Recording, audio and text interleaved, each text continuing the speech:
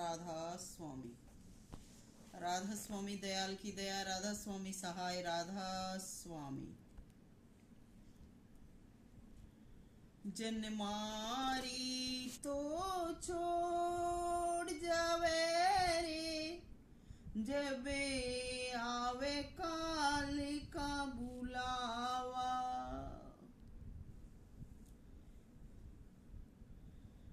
इसका मतलब है कि जो जन्म देने वाली है माता है, वो तो जब काल का बुलावा आता है तो छोड़कर चली जाती है। और नारी प्यारी जो बन रहती,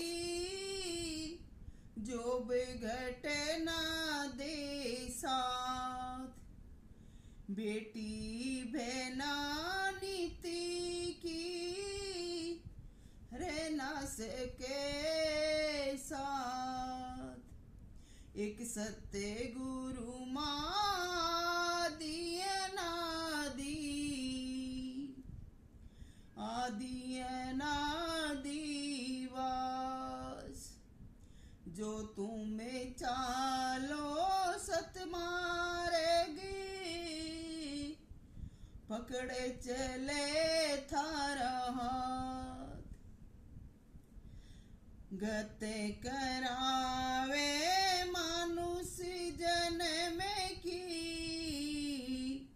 एक सत्य गुरु माँ। और ने कोई चाल रे, चालने मारे साथ। ताते माना में भजिए, रखिए हमेशा मात। सविता कहे यही जुगत, भव से उतारे पार।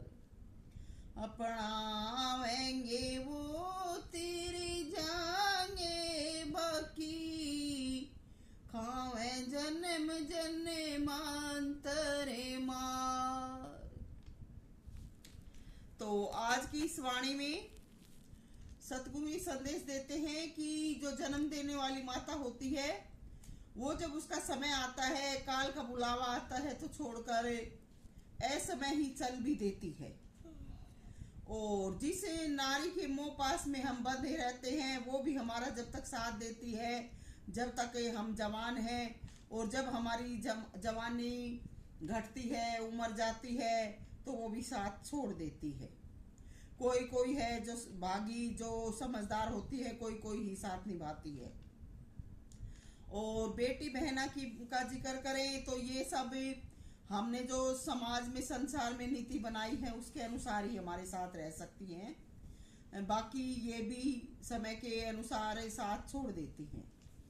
एक सतगुरु माँ आदि अनादि वास कही गई है। सतगुरु माँ में ही आखिर में हमारा वास होता है, हम उसी में समाते हैं। तो अगर हम सतमार्ग पर चलेंगे तो ये हमारा हाथ पकड़ के चलती है, हमारे साथ रहती है।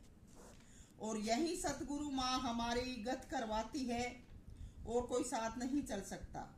इसलिए हमें सतगुरु माँ का, सतगुरु का कभी नाम भुलाना नहीं चाहिए, हमेशा अपने सिर माथे पर रखना चाहिए। तो सविता राधा स्वामी तो यही कहती है, इसने तो जीवन में आजमाया है कि यही जुगत है भवसागर से, संसार से तिरने की। बाकी जो नहीं मानते हैं और इस बात को नहीं अपनाते हैं, तो वो जन्म ले लेकर आते रहेंगे और काल का ग्रास बनकर जाते रहेंगे। देश दुनिया में राजा अलग बात है, सतगुरु अलग बात है। तो कहा गया है कि राजे सवरी सो भोगे सवरी, भोगे सवरी सो नरके सवरी। तो राजा अगर राजकाज ही करता है और सतगुरु वंदना सेवा भक्ति नहीं करता, तो नरकों में जाता है। 33 करोड़ देवता की भक्ति एक तरफ है और एक सतगुरु सेवा एक तरफ। और देवी देवता पूजने पर क्या पता हम पत्थर ही बन जाएं, क्योंकि पत्थर पूजा से पत्थर ही बनते हैं। उदाहरण संसार में विदित है। मीराबाई ने पहले कृष्ण की मूर्ति की ही दिन रात पूजा की थी, मगर आखिरकार जब कल्याण नजर नहीं आया तो रविदास जी को गुरु बनाया था। तब उनके शरीर की मुक्ति हुई थी।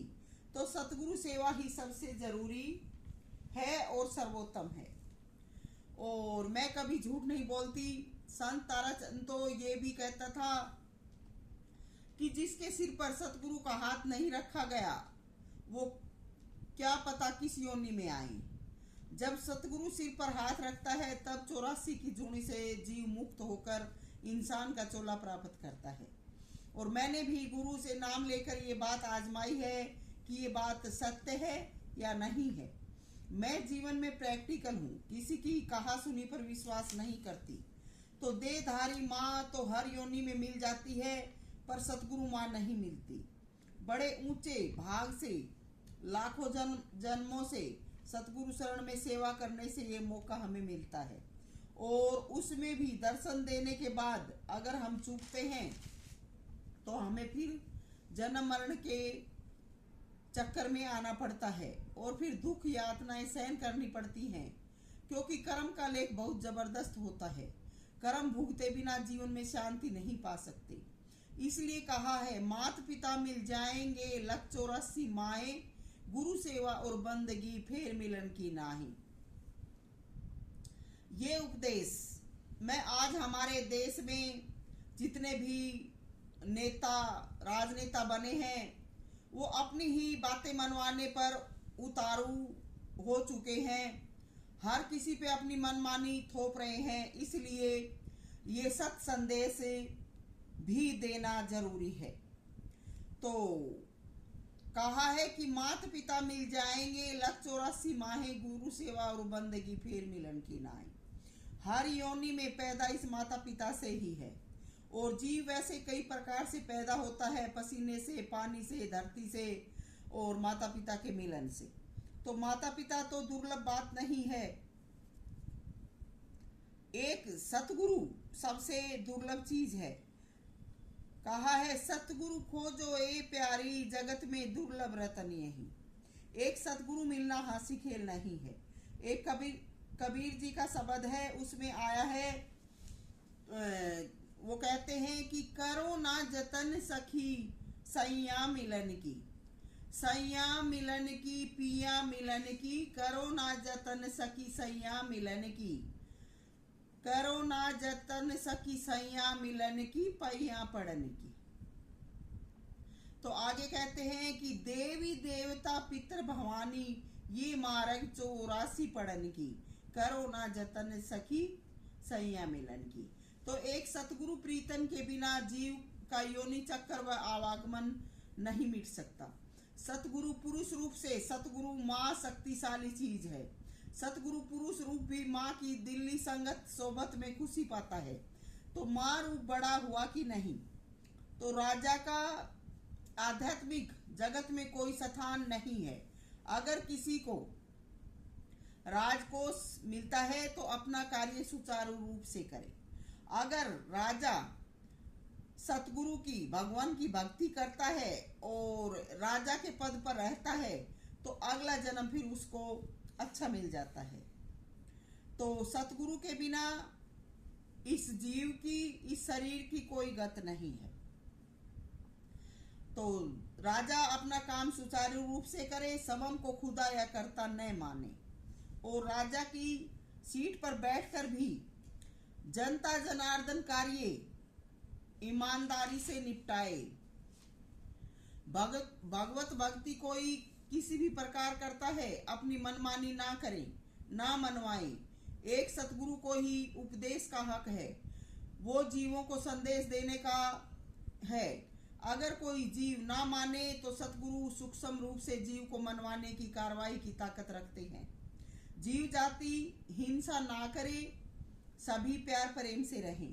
सत्संग निर्भय होता है। कई जगह कह देते हैं अपनी माँ का फोटो लगा लो। मैं सविता राधा स्वामी ये कहती हूँ, माँ का फोटो लगाए माँ का फोटो लगाएं माँ की यादगार के रूप में। अगर परमात्मा या सतगुरु के स्थान पर लगाया तो अनर्थ हो जाएगा। आप कहेंगे अनर्थ कैसे हो जाएगा? क्योंकि माँ जन्म देने वाली है, वो हमारी, हम जीते जी उसकी सेवा करके उसको भगवान के तरह से उसकी सेवा करनी चाहिए। जन्म देने वाली माँ के लिए ये उपदेश है संत जनों का कि जब तक वो जन्म देने वाली माँ जिंदा है, वो सतमार्गी है, तो ऐसी माँ की सेवा करनी चाहिए। माँ के लिए भी केकई का उदाहरण आता है। अगर केकई जैसी माता हो तो उसको छोड़ भी देना पड़ता है। तो माँ का फोटो यादगार के रूप में लगाएं। भगवान के स्थान पर लगाया तो अनर्थ हो जाएगा, क्योंकि भगवान का स्थान अपना भगवान का स्थान ही होता है। माँ भी जन्म मरण के चक्कर के दौरान मिलती है, और जब उसका लेखा पूरा होता है सांसों का, तो कभी समय से पहले भी चल देती है, कभी कुछ जिम्मेवारी निभा देती है, और उसके जाने के बाद अगर उस फोटो को दिन रात देखते रहेंगे तो वो फिर भूत बन के भी दिल दिमाग पर नाचने लगती है, और हम उसके मुंह में पड़ के मारे जाते हैं। क्योंकि बार बार उसकी याद आते रहने से रोने की अवस्था हो जाती है। रोते रोते फिर हमारी आंखें चली जाती हैं, दिल दिमाग कमजोर हो जाता है। तो इसलिए हम संत जिन्होंने जीवन में मालिक का भजन सुमरण किया है, ये कहते हैं कि जीते जी माँ की सेवा करो, उसका कहा मानो, पर उसका फोटो लगाकर अगर भगवान माना तो तुम खुद ही धोखे में रहोगे। और हम धरती पर जीवन चक्कर चल रहा है, चलता रहेगा। इसमें कभी माँ बन के आते हैं, कभी बहन बन के, कभी भाई, कभी पिता, किसी न किसी नाते में पैदा होके आते रहते हैं। तो हर नाते को मोह रहित होकर निभाएं। अगर हम मोह में पड़कर नाते को निभाते हैं तो भी हम मारे जाते हैं। एक बुढ़िया माँ थी, इधर रेवाड़ी में अजय नगर में रहती थी। तो उसका बेटा था, शादीशुदा था, वो गुजर गया। बेटे की याद में रो रो कर पागल हो गई, हर वक्त रोती रहती थी। और बेटे की बहू थी, वो उसको समझाती, लेकिन वो माँ हर वक्त रोती रहती, और उसको कोई समझाने की कोशिश करता तो वो उसको लड़ने लगती कि कोई मुझे कुछ ना कहे, और सारा सारा दिन रोती रहती। तो वो पागल हो गई, किसी के समझाने पर नहीं मानती थी, तो रो रो कर आंखें चली गई, बीमारी लग गई। तो ऐसा भी हो जाता है धरा पर। इसलिए माता पिता अपनी संतान का मार्गदर्शन करें, मार्गदर्शक बने, उनको मोह जाल में ना फांसे।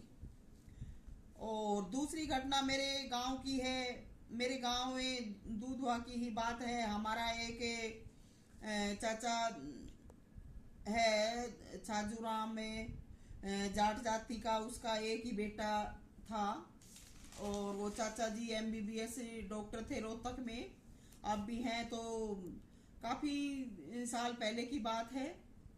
तो वो दिवाली पर घर आया, उनका जो बेटा था, हमारा भाई था, विदेश में कहीं पढ़ता था। तो सब आने के बाद सबसे मिलने गया, और फिर क्या पता क्या बात हुई, वो कहीं रेल की लाइन पे या कहीं मरा हुआ मिला।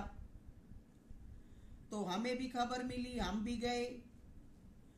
हमारा भाई था, तो हमारा उस समय सोनीपत का सत्संग था, सत्संग का वक्त भी आगे कर दिया था उन दिनों में, वो सत्संग भी नहीं हो पाया था। तो हम गए। तो वो हमारी चाची इतनी हिम्मत वाली थी, वो हमें चुप करा रही कि रो मत, बस तुम चुप करो, रोने से कोई फायदा नहीं होगा। तो इस तरह की जो माएँ हैं, उन माताओं की हम बड़ाई करते हैं, और उनका जो साहस है, हिम्मत है, वो हमें याद भी रखना चाहिए। तो माओ को अपने बेटे बेटियों को भगवान की शिक्षा देनी चाहिए। भगवान का हो, सतगुरु का हो, ये सच्चे माता पिता हैं। अगर कोई हमें सतगुरु माँ या सतगुरु के बारे में गलत शिक्षा देता है, वो हमारा दुश्मन है, उसकी बात कभी भी मत मानो। तो सतगुरु हमारी माँ है। अगर सतगुरु मिल जाए तो उनकी सच्चे दिल से इज्जत व सेवा करनी चाहिए। अगर हम सेवा नहीं करते तो कम से कम बेइज्जती तो ना करें, ताकि पाप के भागीदार ना बने। अगर सेवा नहीं करते तो कोई बात नहीं, ये जन्म आखिरी नहीं है, अगले जन्म में भी आओगे तो सतगुरु के फिर काबू में आ जाओगे। तो जिद्दी करने वालों का बुरा हाल होता है, इसलिए सतगुरु संदेश पर अमल करना चाहिए। इति सत्संग अस्ति। सविता मोजाधीन, राधा स्वामी।